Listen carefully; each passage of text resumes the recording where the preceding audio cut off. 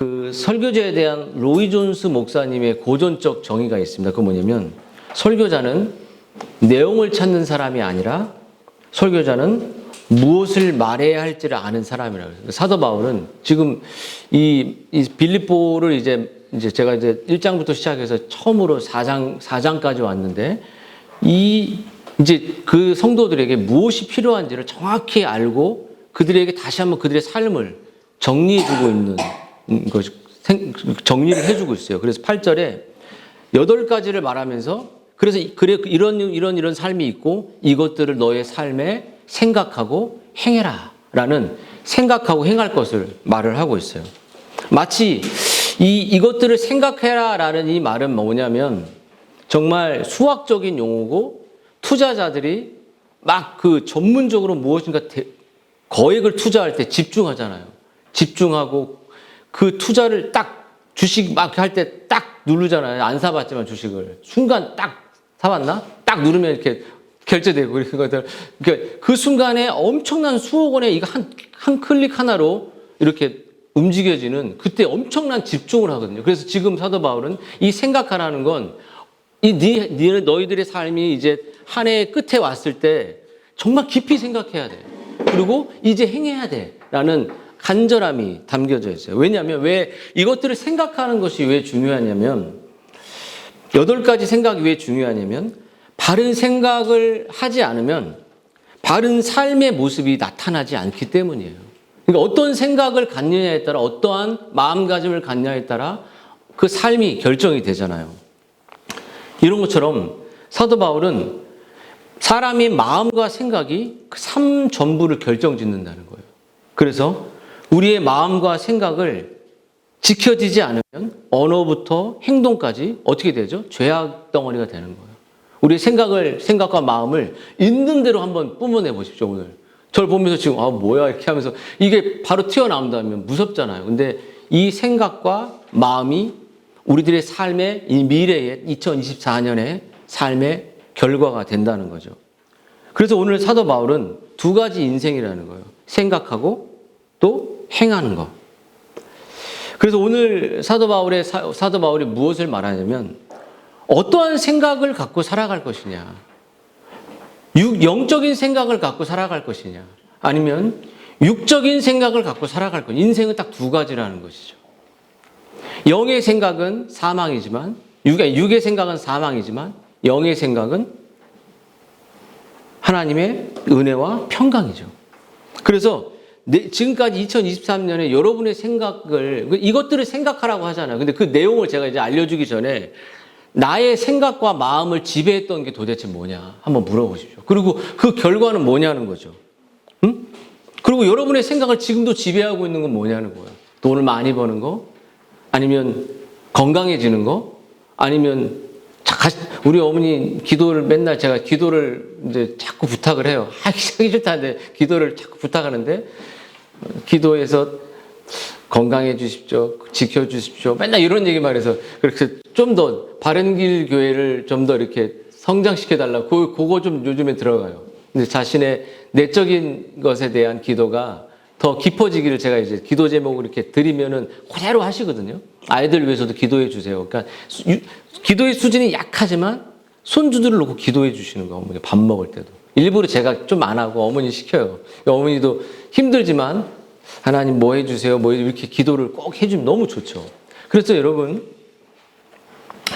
여러분의 그 육의 생각은 자아가 나를 인도하고 육신이 나를 인도하고 아니면 하나님의 말씀이 나를 인도하는가. 여러분 하나의 삶을 한번 그렇게 돌아봤으면 좋겠어요. 여러분 오직 하나님의 영으로 인도함을 받는 자들이 하나님의 자녀라고 사도 바울은 말했습니다. 무릇 하나님의 영으로 인도함을 받는 사람은 곧 하나님의 아들이라 이렇게 말했어요. 여러분 스스로 하나님의 난 자녀야. 스스로 난 하나님의 백성이야. 이렇게 말할 수 있죠. 이것을 영어로 말하면 이렇게 말하는 거예요. 이제 confessing Christian이라고 말할 수 있어요. confessing. 먼저는 professing이에요. professing Christian. 프로는 앞에라는 의미가 있죠. 그러니까 뭐냐면 먼저 자기가 나 크리스찬이야, 자기가 크리스찬이야 이렇게 말하는 사람들이 교회 안에는 존재한다. 그러니까는 쉽게 말하면 바리새적 그냥 종교성을 가진 나 크리스찬이야, 나 이런 삶을 살았어. 근데 진짜 크리스찬은 컨패션 크리스찬이에요. 컨은 함께라는 의미가 전밀히 접두로 달겨 있잖아요. 컨이란 말은 공동체 안에서 고백되는 이야기를 하는 거예요. 그래서 제일 중요한 게 뭐냐면, 교회 안에서 중요한 게 뭐냐면, 신앙 고백이 얼마나 다녔어, 몇 개월 다녔어, 이게 아니라 공동체가 그 사람의 신앙을 인정하고 공동체 안에서 자신의 신앙을 증명하는 사람이 중요하다는 거예요. 그래서 여러분, 사람이 나를 하나님의 자녀라고 축혀 세우는 것도 아무 의미가 없고, 교회에 등록된 교인이라는 사실이 정말 구원의 증거도 아니고, 세례받은 것, 목사의 아들이라는 사실, 그가 목사라는 사실, 장로, 집사라는 사실도 그것이 내가 하나님의 자녀라고 말하는 명백한 증거가 될 수 없다는 것이에요. 그래서 우리 공동체적 신앙 고백이 중요하죠. 예. 그래서 여러분, 오직 하나님의 영으로 인도함을 받는 사람이라야 하나님의 자녀입니다. 하나님의 영으로 인도함을 받는 사람들. 여러분, 그래서 이 하나님의 영적인 사고를 받는 사람들이 하나님의 진리를 추구하고 또 그 하나님의 뜻을 추구하죠. 그래서 사도 바울은 하나님의 영으로 지배받는 사람들, 이런 생각들을 가진 사람들이, 거듭난 사람들의 특징을 8가지를 얘기하고, 오늘은 제가 4가지만 얘기하고 또 다음 주에 또 4가지를 얘기하려고 합니다. 여러분, 그 8가지가 뭘까요? 그것은 무엇이든지 참되며, 첫 번째. 또 무엇이든지 경건하며, 무엇이든지 옳으며, 무엇이든지 정결하며, 이것이, 그리고 또 무엇이든지 사랑받을 만하며, 칭찬받을 만하며, 덕이 있고, 또 무엇인지 기다림이 있든지, 이 8가지인데 오늘은 4가지를 이야기를 하려고 합니다. 여러분, 그리스도인의 이 삶은 이제 평강과 기쁨이 넘쳐나는 삶입니다. 이 8가지를 실천하는 사람들이에요. 근데 원래는 청교도들은 기쁨이 없을 때에도 의지로 해라라는 그 말들을 해요. 근데 그 지정이냐 지의정이라고 말할 때 의지가 먼저 앞서는 것은 정말 극히 그것이 전부를 지도하는 건 아닙니다. 왜냐면 내가 때로는 제가 그때 동방박사 글을 남겼던 것처럼 빛이 없고 예수의 영광이 없어도 의지로 때로는 이렇게 가서 복음을 전하고 때로는 복음의 삶을 살 수 있지만 그게 맨날 99% 다 그렇게 해야 된다면 사람 죽어버려요. 그렇잖아요. 그래서 전반적인 청교들이 추구했던, 개혁신학들이 추구했던 것은 지정입니다. 하나님을 알아가는 기쁨이 넘쳐날 때 그 안에 순종이 나오고 그 안에 고백이 나오죠. 때론 근데 그게 안 될 때도 우리가 주의를 섬길 때 또 기쁨이 오지만 이거를 계속 강요하는 건 옳지 않아요. 그래서 여러분, 사도 바울은 그리스도의 평강이, 그리스도의 이 기쁨이 너의 마음을 주장하게 하라라는 그 평강을 위하여 너희를 한 몸으로 부르심을 받았다. 그러니까 그 성도 안에는 그 기쁨과 평강이 넘쳐나는, 이 평강이 있는 사람들의 특징을 오늘 8가지가 나오는데 오늘 4가지를 말하는 겁니다. 그래서 여러분, 이 나열된 8가지의 목록을 이제 살펴볼 텐데, 성도가 항상 생각해야 될 거, 항상 이것들을 생각하라는 거잖아요. 이 8가지의 은혜들, 그 첫 번째가 뭐냐면 무엇이든지 참된 것을 생각하는 삶을 살라는 거 첫 번째죠. 여러분, 참된 게 뭐죠? 반쪽이 아닌 전부, 참되지 않은 것과 싸우는 삶을 살라는 것입니다. 참되지 않은 곳에, 전부가 아닌 곳에, 반쪽짜리 거짓 진리에, 거기에 절대 머물러 있지 않는 삶을 말하는 것이에요. 거짓된 교리와 싸우는 바른 삶을 살라는 것이죠. 진리에 의해 내 삶이 멈추고 진리에 의해 내 삶이 움직이는, 전통에 의해 결정하는 삶이 아니라 내 삶이 참된 것, 참은 진리잖아요. 바른 진리로 가득 차게 하라는 거예요, 내 삶이. 그렇죠. 그러면 내 안에 평강과 기쁨이 넘쳐날 거예요. 그래서 사도 바울은 무엇이든지 참되며 이랬습니다. 여러분, 참되다는 말은 진리로 가득 차다라는 말입니다. 바른 진리의 생각과 분별력으로 가득 차다. 진실하다는 그런 의미를 갖고 있죠. 여러분, 사실과 실체에 부합하지 않을 때 여러분 언제든 참된 것을 선택하고 결정할 수 있는 삶을 살라는 것이에요. 동시에 거짓된 것들, 사실이 아닌 것들, 혹은 반쪽짜리 진리에 머물지 말라는 것이에요. 여러분, 우리가 진리가 아니지만 왜 공동체에 머무는 사람들이 많이 있죠? 왜냐하면 교회의 전통, 교회에 한 수십 년 다니기 때문에 자기 집 같을 때 교회를 머물 때가 많이 있어요. 교회를 진리 때문에 가는 게 아니라 한 4, 50년 다니면 그냥 이제 보고 싶은 사람 보러 이제 가는 경우도 있어요. 여러분, 그건 성경에 나오지 않는 그런 내용들이죠. 성경은 우리에게 거듭난 신자의 특징과 생각은 참된 것, 진리가 아니면 머물지 말라라는 것이죠. 진리가 있는 곳에 우리가 진리 때문에 머무는 것이죠. 여러분, 개혁주의 교회이기 때문에 머문가요? 그럼 개혁주의 교회만 진리가 있나요? 그렇지 않죠. 복음주의 교회도 엄청난 사랑을 전하고 개혁주의 교회에서 하지 못하는 뛰어난 이웃사랑을 실천하는 교회들도 많아요. 근데 제일 중요한 것은 개혁주의냐, 복음주의냐, 순복음이냐가 중요한 게 아니라 정말 참된 진리를 선포되는 교회에 내가 몸담고 있고 살아가냐, 그게 중요한 것이죠. 여러분, 우리 일상에서 반쪽짜리 진리가 선포되어도 분별할 진리의 힘도 없고 또 알고 있으면서도 아무렇지 않게 인간적 명분을 내밀어서 거기에 머무는 사람들이 많이 있습니다. 그것은 잘못된 것이죠.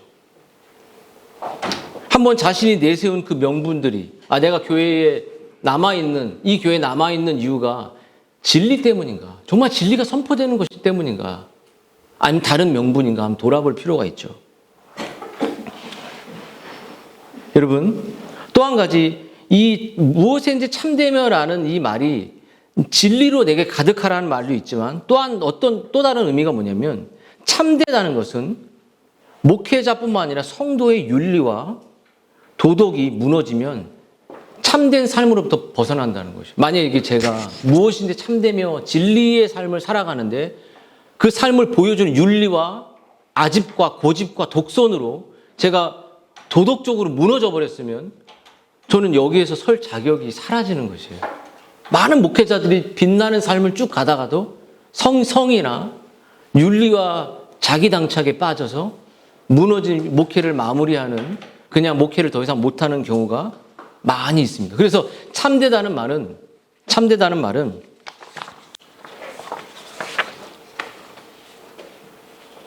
이 도덕적인 것이 중요한 것이에요. 여러분, 신실한 그리스도를 닮는다는 것은 낮아짐과 섬기는 성경적 삶이 목회자에게 본이 있는지 한번 우리 자신에게 물어봐야 돼요. 기독교는 영적일 뿐만 아니라 윤리적입니다. 기독교는 영적일 뿐만 아니라 그 영적인 것을 우리들의 도덕적인 삶으로 드러내야 돼요. 빛으로, 생명으로.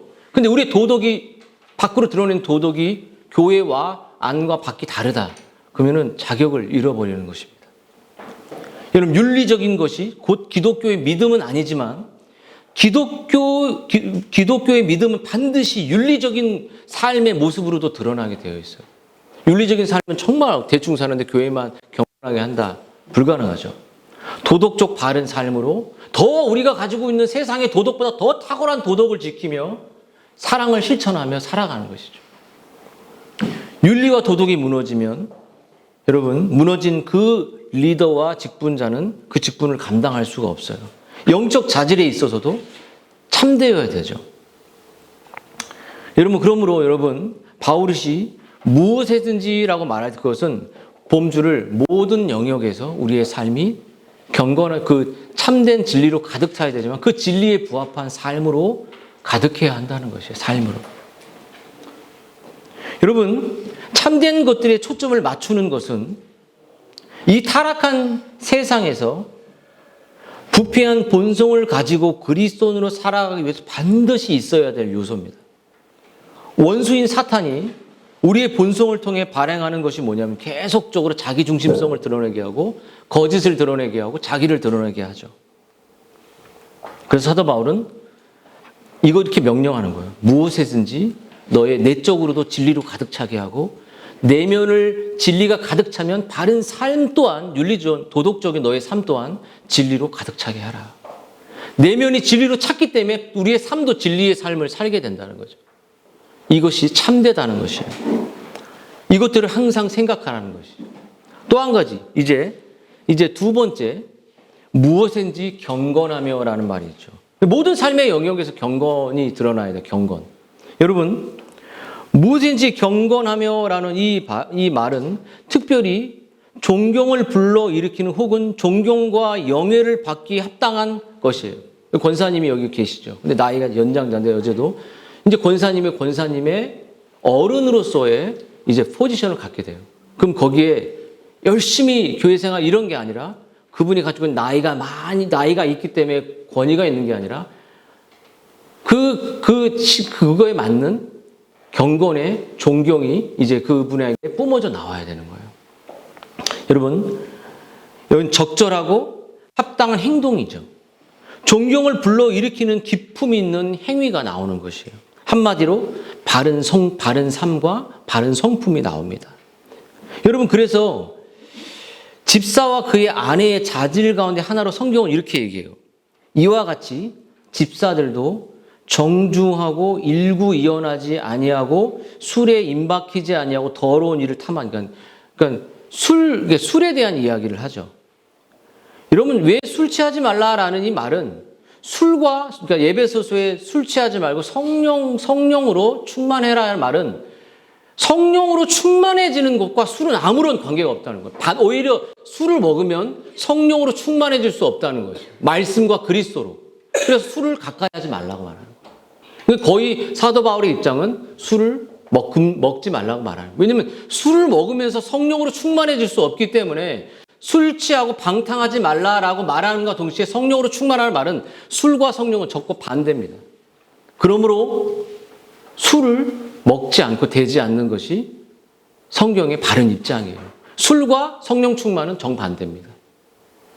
그러면 여러분, 술에 임박히지 아니하고, 그러니까 막 이거 얘기하면 아예 먹지 말라는 거 아니지 않냐 이런 말을 할 수도 있어요. 근데 술 먹으면서 성경에 대한 이야기 할 수 없어요. 술 먹으면서 그리스도에 대해 이야기할 수 없어요. 술 먹으면서 정말 우리의 삶의 경건을 이야기할 수 없습니다. 그래서 술을 저는 먹지 않죠.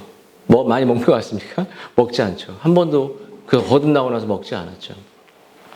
여러분, 그래서 정중하라 디모데에서 그렇게 번역하는 말은 하나님의 집인 교회의 공동체에서 나이든 남자가 어떠해야 할지 말하면서 사용된 이 단어가 경건함이에요. 경건하며. 그래서 경건해야 돼요. 여러분, 이제 경건하다는 말을 좀 더 세부적으로 말해 보겠습니다. 여러분, 교회와 가정과 사회 속에서 모든 삶의 영역에서 존경받는 모범이 되는 그런 크리스찬으로 살아가라는 것입니다. 여러분, 바울과 빌립보 성도들은 영예와 수치가 아주 중요한 가치를 갖고 있던 시대였습니다. 영예를 추구하고 수치를 당하지 않는 것이 그들의 중심이었어요. 명예가.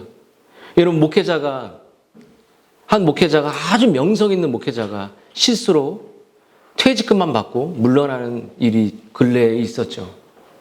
근데 저의 일이기도 하죠. 근데 수억 원을 얼마를 받았든 그 사람에게는 교회도 오지 못하는 금지령이 내려졌고 그 명예는 그가 갖고 있던 모든 책들이나 명예는 다 땅에 떨어졌어요. 그럼 아주 비참한 비참하죠. 여러분, 바울은 당시 이런 사회적 가치를 복음의 중심으로 재정의하면서 바울은 지금 그리스도인의 사고방식에 도전을 주는 것은 무엇인지 경건하며에서 말하는 자질은 그리스도인의 가치와 관점에서 존경을 불러일으키고 영예를 얻기에 합당한 삶을 살아가는 것이에요.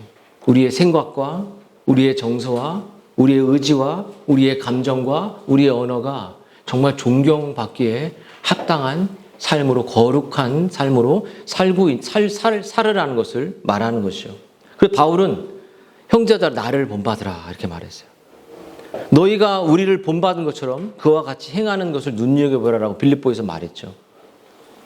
그래서 경건이라는 의미는 우리의 모든 감정과 언어에서 존경받는 모습을 갖는 거죠. 그 또 한 가지는 이 경건의 의미가 또 한 가지 뭐냐면 영적으로 성숙한 의미를 갖습니다. 영적으로 성장하는 신자의 삶에 경건이 나타나요. 그럼 저는 교회와 가정, 신자의 삶에 정말 필요한 것은 영적 거듭남과 성화가 필요한 것이죠. 성화. 계속적으로 그리스도를 너무 닮아가는 이 삶이 필요하죠. 근데 계속 그대로예요. 계속.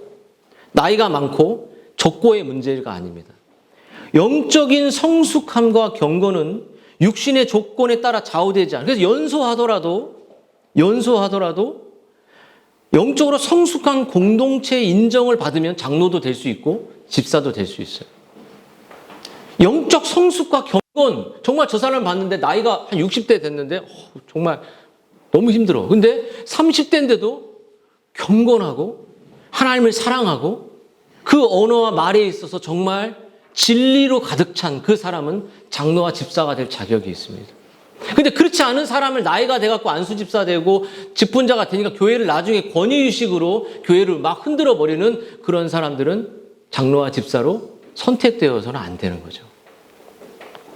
여러분, 그러므로 그리스도 안에 새롭게 된 그리스도인은 이제 그렇게 성숙한 삶을 살죠. 성숙한 삶을 산다는 건 뭐냐면 바울이 뭐라고 말하냐면 우리가 이제부터는 어떤 사람도 육신을 따라 알지 아니하고, 그러니까 그리스도도 육신을 따라 알았으나 이제부터는 그같이 알지 않고 육신으로 우리를 보지 않고 영적으로 이렇게 서로를 대하는 거죠. 여러분, 한국은 장유유서, 이게 장유유서, 서열이 있잖아요. 서열. 장로도 서열 선배가 있고 후배가 있고, 권사도 뭐 서리 권사 이런 건 없지만 먼저 된 권사 있고 나중된 권사가 있죠. 연장자를 존대하는 의미로 사용되지만 여러분, 그 많은 부분에 타락과 그림자가 그 안에 존재합니다. 부패와 타락이 드리워져 있죠. 개혁주의를 좋아하지만 그 성경을 삶의 기준으로 살아가는 삶이 없는 삶. 장로와 안수집사 사이에 서열이 존재하고 선임 장로와 최고참 장로와 말단 장로가 존재하는, 그 성경이 없는 거거든요. 그런 게 존재하는. 그래서 너는 장로가 얼마 안 됐으니까 까불지 마 이렇게 말할 때도 있겠죠. 그건 성경에 나오지 않는 이야기입니다. 성경을 사도 바울이 늦게 만삭됐을 때 사도 바울이 베드로를 꾸짖어버리잖아요. 게바 사건에 의해서. 여러분, 성경을 갖가지 하지 않는데도 나이가 들면 저절로 성경을 많이 알게 되는 것처럼 성인 그런 지체로 우리를 대한다는 거죠. 성경에 맞지 않아도 연장자가 말하면 그 말을 들어야 하는 분위기. 여러분, 그것은 성경에 기록된 것을 따라 도전하고 권면하라 해도 어린 사람이 하면 무시해 버리는 거죠, 이게. 여러분, 그것은 성경에 있지 않는 겁니다. 나이가 많이 들면 그거 거룩해집니까? 완전히 엉망으로 사는 사람도 많죠. 여러분, 고린도후서 5장의 말씀을 보면요, 바울이 하는 말을 보겠습니다. 거듭난 성도는 이제 어떤 사람도 육체로 알지 않는다는 거죠. 복음의 새로운 가치와 질서와 안목이 부여해요. 우리가 구속을 됐을 때, 거듭나게 됐을 때 우리가 아내를 종부리는 사람이 아니라 죽어주는 대상으로 여기고 아내는 남편을 존중하는 그 구속의 기점에 의해서 우리의 질서가 완전히 뒤집어지는 거예요. 근데 교회는 거듭남과 구원의 질서가 선포되어도 여전히 서열 문화가 있는 거예요. 너 어디서 배웠어? 뭐 했어? 이런 거. 이것이 제대로 우리가 공부하고 배우지 않았기 때문에 전통이 다시 앞서는 거죠. 또 한 가지 경건은, 경건하다는 것은 그 사람의 마음에 예수님에 대한 사랑으로 가득 차 있어요. 여러분, 한번 생각해 보십시오. 우리 이제 신혼부부가 여기 있는데 이미 결혼했는데 희연자매를 지금 다 알고 있어요? 아니면 모르는 것 같아요? 더 알고 싶죠? 그거 왜 알고 싶어? 결혼했는데 잡아버렸잖아요, 이제. 사랑하니까. 우리가 그리스도를 사랑하면 그리스도를 더 알아가고 싶어요. 저 우리 아내를 더 알고 싶습니다. 근데 미안하죠. 저도 사랑하기 때문에 더 알아가고 싶고, 더 배려해주고 싶고, 더 그리스도가 담긴 성경을 더 읽고 싶고, 그렇게 되죠.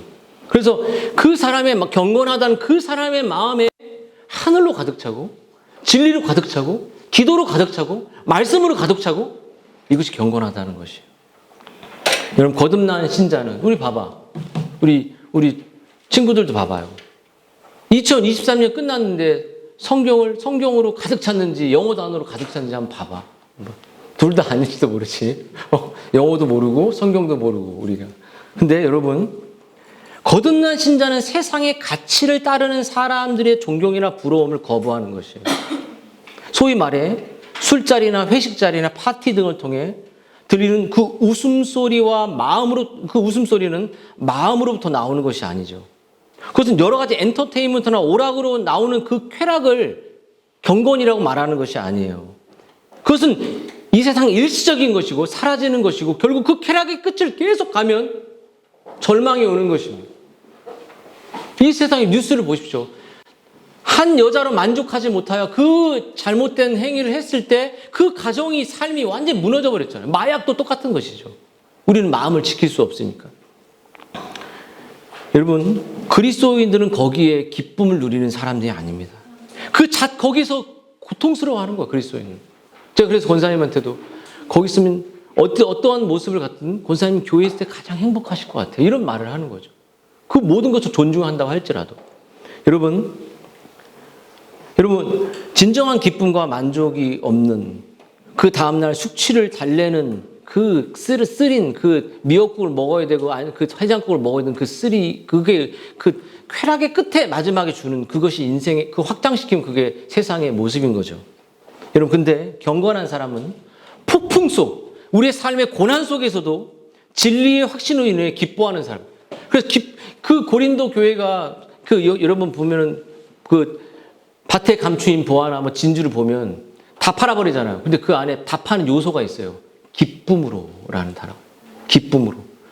그리스도에 대한 기쁨이 마음에 가득 차있죠. 여러분, 그 예루살렘 교회를 이 고린도 교회가 이렇게 도울 때 극심한 환난과 고난이 있을 때 그들에게 기쁨이 있었다고 말이죠. 그 기쁨은 하나님께서 나를 구원해 주시고 나와 동행하시고 나를 인도해 주시는 그 기쁨이 그 모든 자신의 한계를 뛰어넘는 그 기쁨이 그리스도인의 영원한 평생 누리는 기쁨인 거예요. 여러분, 이 거듭난 신자들이 누리는 이 기쁨은 어리석고 피상적이고 일시적인 기쁨이 아니라 무엇이든지 진실하며와 같은 경건한 사람의 이 마음속에 있는 이 기쁨입니다. 끝으로 형제들아, 무엇이든지 참되고 경건해라. 이런 말을 바울이 하죠. 이런 기쁨이 여러분에게 있어야 돼요. 이것들을 생각하라는 거죠. 세 번째, 이제 시간이 다 돼가지고 세 번째까지 할지 오늘 4가지 준비했는데 제가 다음 주에 할 수도 있습니다. 세 번째의 특징은 뭐죠? 이것들을 2024년에 이제 생각하는 거예요. 바울이 끝으로라고 말하는 거는 이제 빌립보서를 닫아가고 있으면서 얘기하는 거죠. 그래서 무엇이든지 오르며 참되며 경건하며 오르며 삶의 모든 부분에서 의롭게 살라는 거죠. 이것은 이신칭의를 말하는 것이기보다는 이 세상의 불신자들 역시 하나님의 은혜로 일반 은총으로 인해서 그들은 의롭게 삽니다. 연탄을 날르고 가난한 사람들을 돕고 이런 의로움이 우리 신자들과 뛰어난 모습을 보일 때도 있어요. 일반 은총에 일반 은혜를 주기 때문이죠. 하나님은 선인이나 악인 모두에게 해와 비를 허락하시듯 불신자에게도 옳은 것을 선택할 수 있는 가난한 자에 대한 긍휼히 여기는 마음을 우리에게 주고, 근데 우리 신자들 그게 너무 더 적을 수도 있어요. 그래서 제가 한번 옳은 것을 무엇인지 오르며라고 생각할 때 그 더 핵심적인 건 뭐냐면 삶 속에 옳고 그름, 이것이 좋은 것이야, 이것은 악한 것이야, 우리가 판단할 때가 내가 오늘 여기에 가는 게 옳은 걸까? 가지 않는 게 옳을 걸까? 이걸 사는 게 옳을 건가? 이거 사지 않는 게 옳을 건가? 판단할 때 여러분의 앞서는 건 감정입니까? 아니면 뭡니까? 성경입니까? 그걸 물어봐야 돼요. 그래서 무엇이 옳으며라고 할 때 그것은 성경이 우리의 모든 옳고 그름의 판단 기준이 되게 하라는 것이죠. 타락한 감정이나 이성이 아니라 우리의 삶을 살아간 삶의 모든 것이 뒤집박죽 돼 있고 옳지 않은, 남편이 말하는 것도 옳지 않을 때도 있고 아내가 말하는 게 옳지 않을 때, 근데 그러면 어디에 우리가 접점을 먹을 것이냐? 그것은 내 모든 판단 기준이 성경이 되게 하라는 것이죠. 성경. 여러분, 불신자는 이 땅의 시민으로 살지만 신자는 이 땅을 살아가면서도 하늘의 시민으로 살아가죠. 여러분, 그래서 이 세상의 많은 싸움은 네가 오라 내가 오라의 싸움인 것이에요. 당신이 오라 내가 오라. 나를 공감해줘 날 공감해주지 않아. 그 옳고 그름의 것을 계속 서로 논쟁하는 것이죠. 문제는 여러분, 이 전적인 타락으로 말미암아 선과 악을 아는 일에 인간이 하나님처럼 되어버렸어요. 인간은 선과 악을 판단하는 기준은 하나님에게밖에 없어요. 하나님만 그것을 판단할 수 있어요. 근데 인간이 자꾸 타락으로 말미암아, 원래는 그렇게 되는데 타락으로 말미암아 내가 오라 네가 오라를 판단하는 인간의 타락이 들어왔다는 거예요. 그래서 그거 갖고 싸우죠. 그래서 청교도들은 그 옳고 그름의 기준을 성경에 두었고, 또 개혁신학자들은 사도신경이나 도르트 신조나 외민의 신앙 고백이나 데유리, 하이델, 소유리 이런 그 벨직 같은 보편 진리의 기준으로 우리들에게 바른 길을 제시해 줬어요. 이것이 옳고 이건 바른 진리고 바른 진리가 아니야. 이것을 분별할 수 있는 기준을 신조나 신앙 고백서에 우리에게 주신 것이에요. 그래서 여러분들이 이단의 특징, 이단 우리가 많은 사람들이 이단에 빠지고 많은 사람들이 힘들어했잖아요. 근데 그 이단의 이 특징에 빠지는 사람들은 분별을 못해서 처음에 빠지게 되죠. 너무나도 사랑으로 다가오니까. 그래서 이단들의 특징은 자신의 우월감을 드러내죠. 공동체가 사랑이 많다. 또 한 가지는 그 이단으로부터 떠난 사람들을 불쌍히 여겨요. 왜냐하면 구원이 없다고 생각하니까. 또 한 가지는 자신의 집단의 교리가 최고이며 자신의 집단의 해석은 다른 집단의 그 교회들은 잘못된 해석을 갖고 있다고 생각해요. 참된 진리가 그것에 없기 때문에 여기에서 진리를 들어야 된다. 이렇게 말하죠. 이런 것들을 우리가 분별해낼 수 있는 신조들이 우리에게 있어요. 고백서들이. 이거를 봐야지 무엇이 옳은지 그렇지 않은지를 알 수 있습니다. 또 한 가지, 무엇이 옳은지의 또한 세부적인 내용은 하나님이 선이라고 하는 것을 기뻐하는 것이에요. 하나님이 악이라고 미워하는 것을 우리도 악이라고 생각하는 것이요. 여러분, 이것이 뭐냐면 거듭난 신자에게 생겨난 영적 지식의 변화죠. 그리스도에게 연합되어 있다는 게 뭐죠? 그분의 머리의 지시를 따르는 몸의 역할을 하는 거죠. 그리스도가 이건 선하지 않아 라고 말하면 그 머리의 명령을 따라 이것은 선한 것이 아니기 때문에 하지 않는 거죠. 그리스도가 이것은 선한 것이야 라고 말하면 그리스도의 지시를 따라 우리는 기쁨의 곳을 가는 것입니다. 여러분, 사람이 거듭나 구원받는다는 것은 이 영적인 영역에서 예외가 아니에요. 전에 내가 주권자인 양 했던 것, 선악 간의 모든 판단에서 거듭났다는 것을, 그것을 돌이켜 하나님의 말씀과 하나님의 말씀의 판단에 복종하는 것이에요. 옳고 그름의 판단 기준이 자신의 감정이나 자신의 지식에서가 아니라 하나님의 말씀에 의해서 판단하는 것입니다. 그리고 하나님이 이건 선한 것이야 라고 말하면 그 선한 것을 우리가 선택하고 가는 그 말씀에 있는 것이에요. 하나님 이건 너무나도 악해 보여. 내가 누군가를 권면할 때 그래, 나 너의 마음을 이해해, 공감해. 그리고 하나님은 어떻게 보실까? 이 질문에 대부분 양심이 살아있는 사람들은 하나님은 이걸 원하지 않겠지. 이 마음이 들잖아요. 그럼 멈춰서요. 거듭난 신자들. 난 너 공감해. 너 이해해. 주일에 빠지는 거 너 이해해. 우리 하나님이 이해하실까?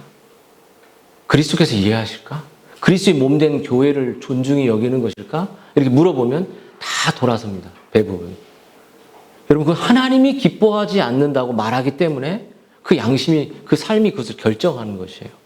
그래서 옳은 것을 행한다는 것은 하나님의 말씀도 있지만 하나님이 기뻐하고 기뻐하지 않는 것에 달려있죠. 오직 말씀으로 새롭게 지각과 판단을 가지고 하나님이 선이라고 하신 것, 하나님이 기뻐하는 것, 하나님의 온전한 일을 선으로 쫓아가는 것. 그래서 이 바울은 이 세대를 본받지 말라 이런 말을 하죠. 그 이제 마지막으로 네 번째 특징을 말하겠습니다. 그건 순전한 것이에요. 순전한 것. 무엇인지 순전하며. 여러분, 순전함으로 번역된 이 단어는 거룩, 성화와 같은 어근을 갖고 있습니다. 도덕적으로 불순한 것들과 섞이지 않는 순전한 마음의 상태를 말하죠. 윤리적으로 깨끗하게 구별된 것을 가리키는 것이기도 합니다. 그래서 아내의 정결한 행실을 말할 때 베드로가 이 순전함을 말했어요. 그리고 또한 그리스도의 깨끗하심을 말할 때도 이 순전함을 말했습니다. 그래서 이 순전하다는 무엇인지 순전하며라는 이 말은 뭐냐면 순전한 삶으로 우리가 사고하고 생각하고 살아가기 위해서는 작은 죄에도 민감하는 것이에요. 작은 죄에도. 여러분 바울이 명령처럼 정말 모든 세상의 부정함과 부패의 모든 그 상황으로부터 돌이키라는 것입니다. 심지어 그런 생각이 드는 것조차도 빨리 돌이키라는 것이에요. 너의 마음에 그리스도의 순전함으로 가득 차는 것을 막는 죄에서 너무 더디지 말고 깨어서 정말 나아가라는 것입니다. 또 우리가 순전해질 수 있는 길이 뭘까요? 또 말씀이에요. 말씀. 계속 말씀입니다. 다른 거 없어요. 그래서 외민의 신앙 제가 이제 내년부터 이제 외민의 오후에 외민을 지금 준비하고 있는데 그 첫 번째가 성경입니다. 성경. 성경 말씀으로 시작이에요. 성경의 권위, 성경으로부터 우리가 깨끗해질 수 있어요. 여러분 우리가 성경 읽지 않고 경건서적만 읽으면 우린 깨끗함으로부터 더디게 되겠죠. 그리고 바울이 말했죠. 내게 배우고 받고 듣고 본 바를 행하라. 여러분 하나님의 말씀, 바울이 다른 곳에서 디모데에게 그들을 책망하고 권면했던 하나님의 말씀이었죠. 여러분 그 아내가 저하고 요즘에 이제 뭐 얘기를 맨날 하지만 학교에서 공부를 많이 안 가르쳐서 애들이 공부 잘하는 애들이 없으니까 자기로 만족해서 학군을 바꿔야 되냐 막 이런 얘기를 하죠. 미국에 있을 때도 조그만 학군 좋은 데로 가려고 주소를 변경하고 그런 부모들도 많았거든요.